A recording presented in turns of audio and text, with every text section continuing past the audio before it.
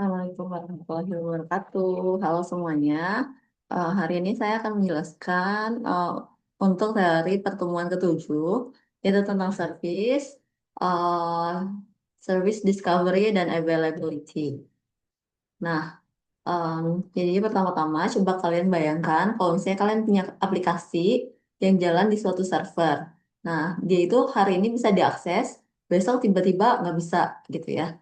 Padahal aplikasinya tuh nggak error, tapi alamatnya berubah gitu. IP-nya ganti. Kayak misalnya nomor handphone kalian tiap hari berubah gitu kan. Jadi kan hari ini bisa dihubungi, besok menghilang kan, langsung nggak bisa cek di satu WhatsApp-nya gitu kan. Kira-kira kalau misalnya seperti itu ribet nggak? Nah, di Kubernetes hal seperti itu tuh biasa gitu, normal. Jadi aplikasi kita itu kan jalan ya di dalam pod. Nah, pod ini bisa di restart, pindah, bahkan diganti gitu. Nah, pertanyaannya, kalau IP-nya berubah-ubah terus, nah gimana caranya biar kita bisa tetap akses aplikasi dengan stabil? Nah, sebelum jawab itu, kita harus mengerti dulu semua ini terjadi di mana gitu ya.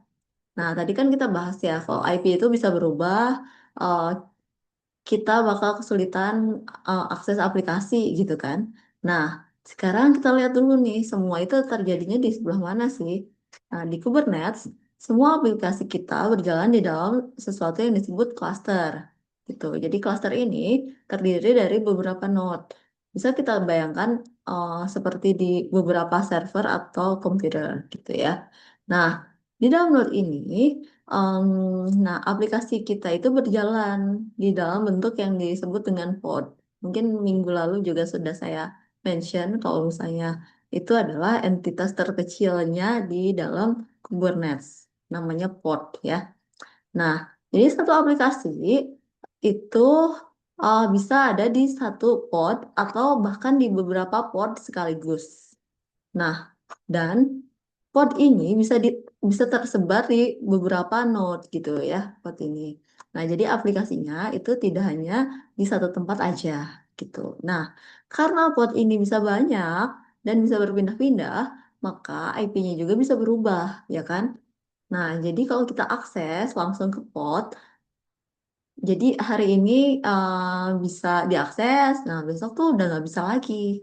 Makanya terjadi ini jadi masalah ya di Kubernetes. Nah, jadi tadi kan kita udah lihat ya, aplikasi kita berjalan di dalam pod dan bisa tersebar juga di dalam beberapa node. Nah, disinilah mulai muncul masalah.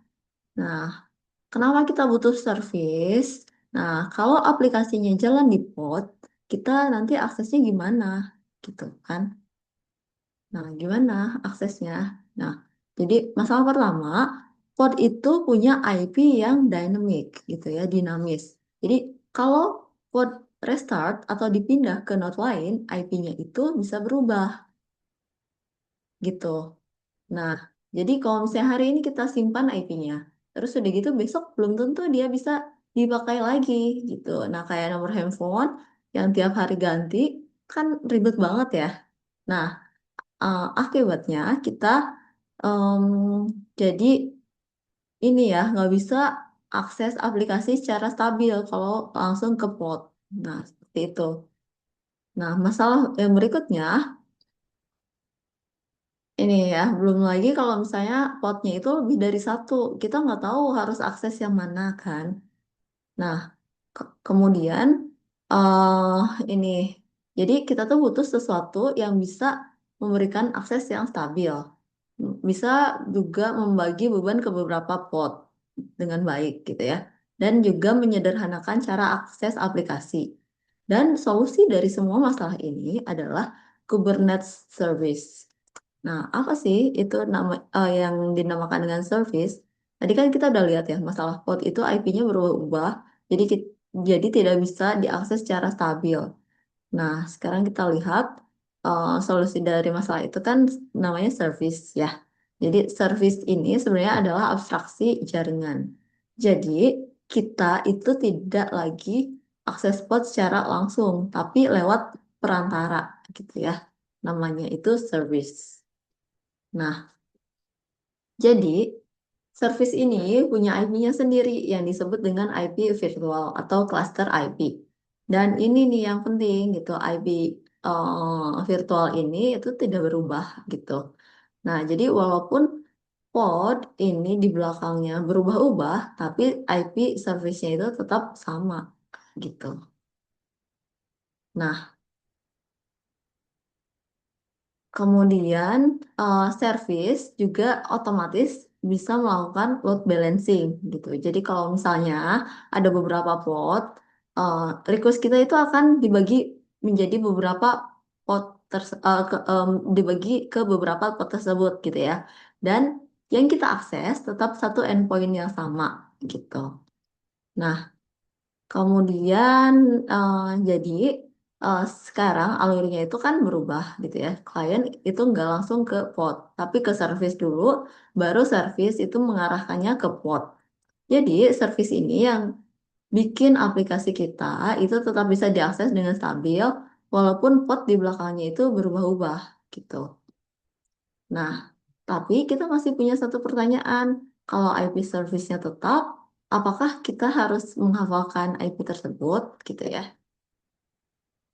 Nah, tadi kan kita udah lihat nih yang slide sebelumnya itu service itu jadi perantara antara klien dengan pod ya. Nah, sekarang kita lihat sedikit konsep di balik jaringan Kubernetes.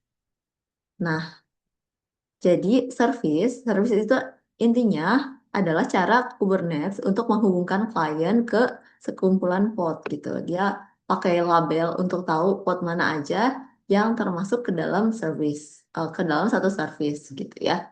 Nah, eh, jadi kita nggak perlu tahu podnya satu-satu. Jadi service yang akan mengarahkan request kita ke pod yang sesuai. Nah, eh kemudian tadi kan service itu digunakan di dalam cluster. Nah, ingress ini digunakan kalau misalnya kita mau akses aplikasi dari luar cluster, misalnya dari internet gitu. Jadi gampangnya service itu untuk komunikasi di dalam cluster, kalau ingress itu untuk akses dari luar gitu ya. Misalnya aplikasi kalian mau diakses lewat browser. Nah, itu biasanya lewat ingress. Tapi untuk sekarang kita fokus ke service terlebih dahulu ya, karena itu yang penting untuk memahami dasar akses di Kubernetes gitu ya. Jadi service itu intinya eh, menghubungkan klien ke pod, kalau ingress itu untuk membuka akses dari luar gitu. Nah, tadi kan kita sudah tahu ya, service itu berfungsi sebagai perantara antara klien dan pod gitu.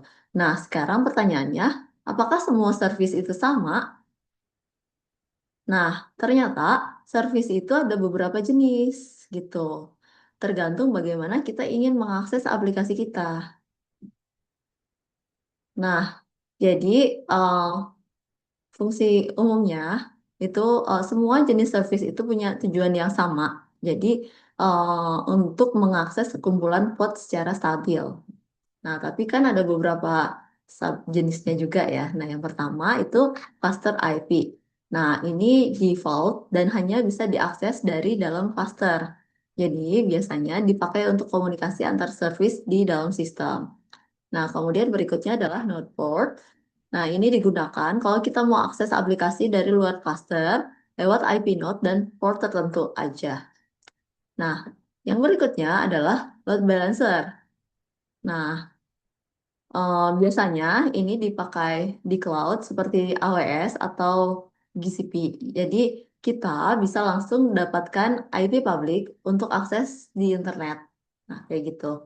Nah, berikutnya adalah external name. Jadi eh, ini agak jarang dipakai ya.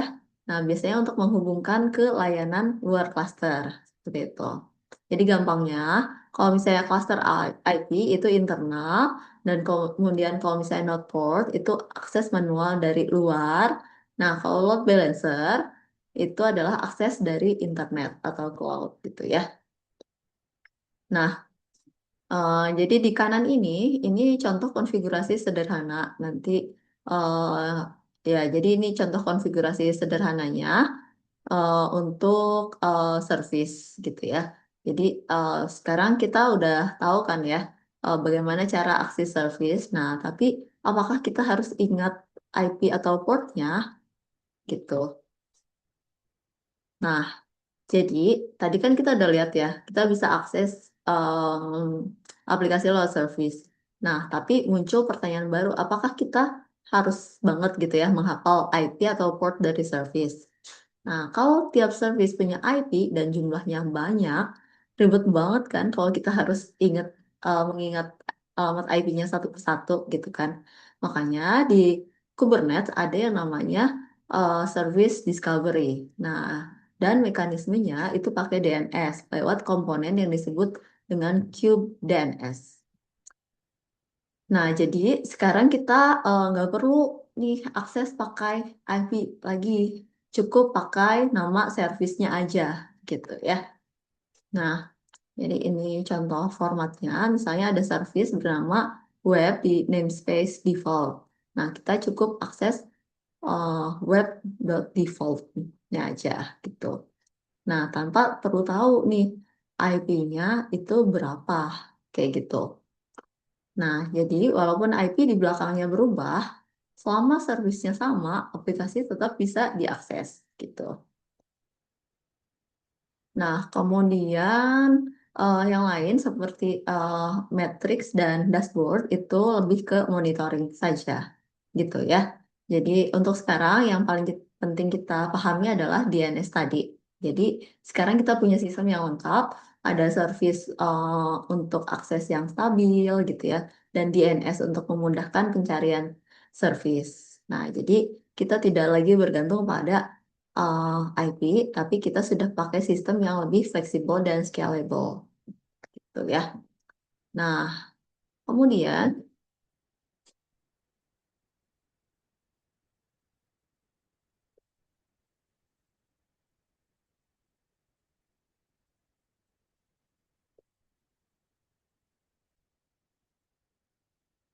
tadi kan kita sudah lihat ya, kita bisa akses aplikasi dengan stabil nih, pakai service dan bahkan pakai nama nih lewat DNS gitu.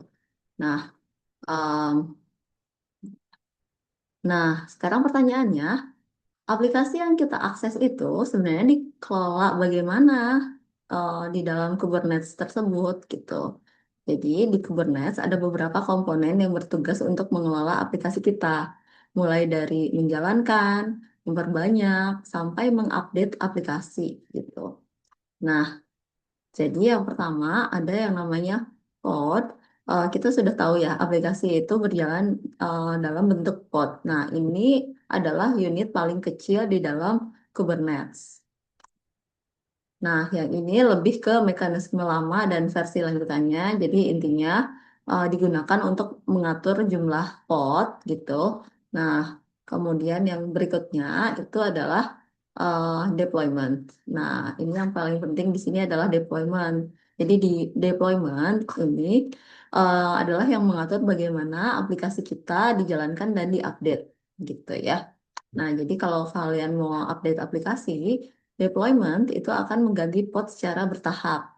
Jadi tidak langsung dimatikan semua, tapi satu persatu itu diganti gitu ya. Nah, hasilnya aplikasi bisa tetap diakses.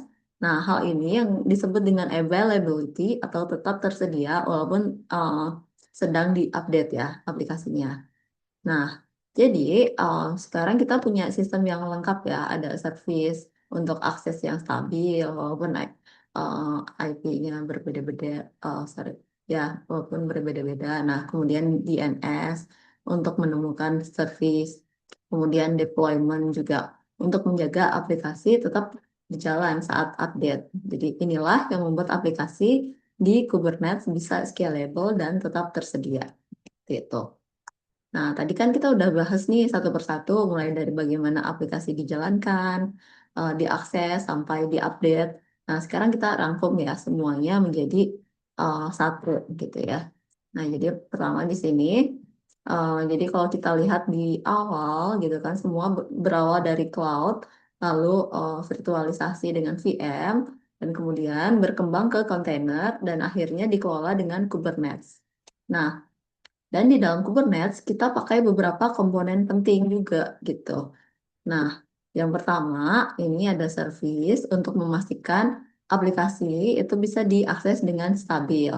Nah, yang kedua ada DNS gitu kan, supaya kita tidak perlu ingat IP. Jadi cukup pakai nama service saja.